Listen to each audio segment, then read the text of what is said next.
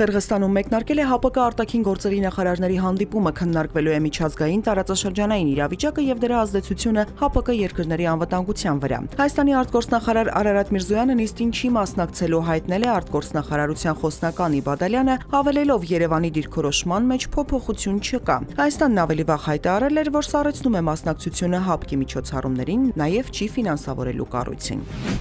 Հունիսի 1-ից 29-ն ընկած ժամանակահատվածում վրաց ռուսական սահմանը հատել եւ Ռուսաստան է մտել հայկական կոնյակով բեռնված 106 բեռնատար, որից 19-ը վերջին 3 օրերին, հայտնել է էկոնոմիկայի նախարար Գևորգ Պապոյանը։ Նա նաեւ տեղեկացրել է, որ Հռոմում հանդիպել է Վրաստանի գյուղնախարար Դավիթ Սոնգուլաշվիլիի հետ, եւս մեկ անգամ քննարկել Վրաստանի տարածքով կոնյակի տարանցման հարցը, մասնավորապես գործընթացի արագացման հնարավորությունները։ Հայկական կոնյակ արտադրողներն ու արտահանողները մայիսից բողոքում են, որ վրացական կողմը խոչընդոտներ է ստեղծում Հայաստանից Ռուսաստան բեռնատարների անցման համար լրացուցիչ փորձաքննություններ պահանջում։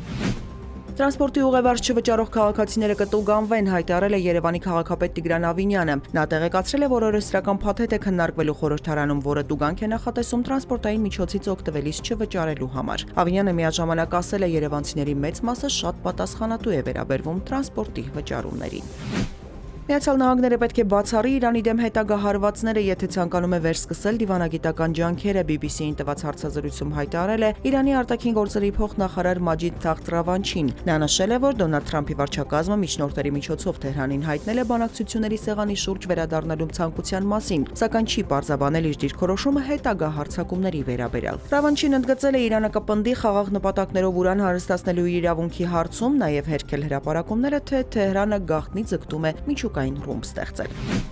Ամերիկյան Կալիֆոռնիայում հզոր հրդեհներ են բռնկվել տեղական լրատվամիջոցների հաղորդմամբ, բազմաթիվ բնակիչներ լքում են իրենց տներն ու տեղավորվում ապաստարաններում։ Հրշեջներն ինքնաթիռների օգնությամբ պայքարում են հարագորեն տարածվող կրակի դեմ, հրդեհների պատճառը դեռևս հայտնի չէ։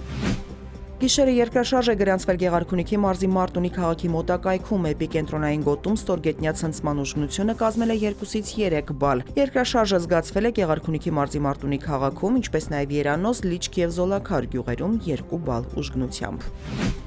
Հայաստանի տարածքում հունիսի 30-ին սպասվում է կարճատև անձրև եւ ամպրոպ, հնարավոր է նաեւ կարկուտ, օդի ջերմաստիճանն աստիճանաբար կնվազի 2-ից 5 աստիճանով։ Երևանում կեսօրից հետո սպասվում է կարճատև անձրև եւ ամպրոպ, երեկոյան ժամերին քամու ուժգնացում։